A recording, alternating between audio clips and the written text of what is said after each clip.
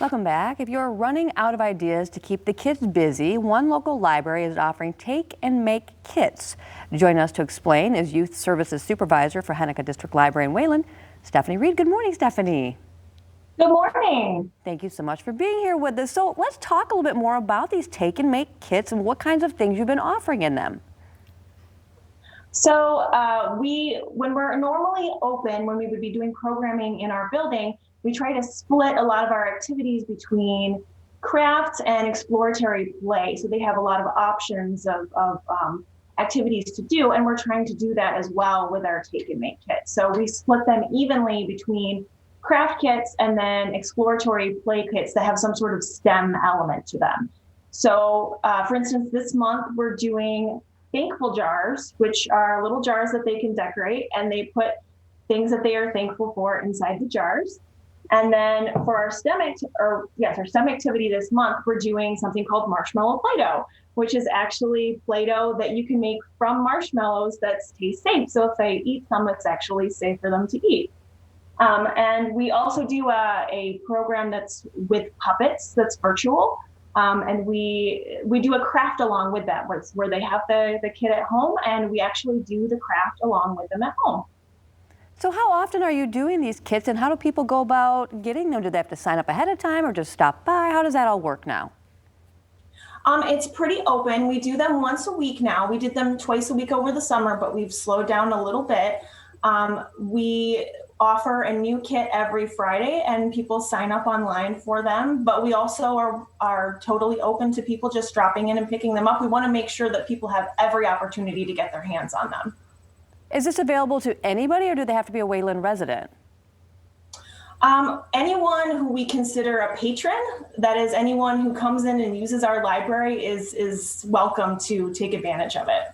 Wonderful. Let's talk a little bit about, speaking of your programming, how have you guys had to really switch things up? It sounds like you kind of had an open door policy. Come on in, we're doing these events and activities, but you've had to change your speed a little bit on that. Oh, definitely. All the rules have changed as a result of this, and it's true for all libraries these days. So we've had to really think outside the box and completely rewrite how we do things for our families, and think about what it is that they really need right now.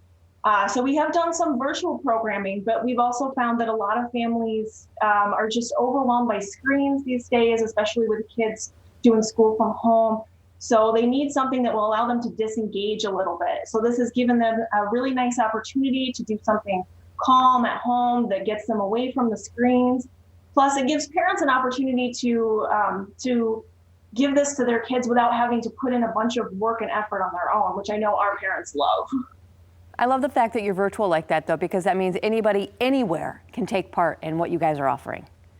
Absolutely. Love that. How has the response been from the community on all this?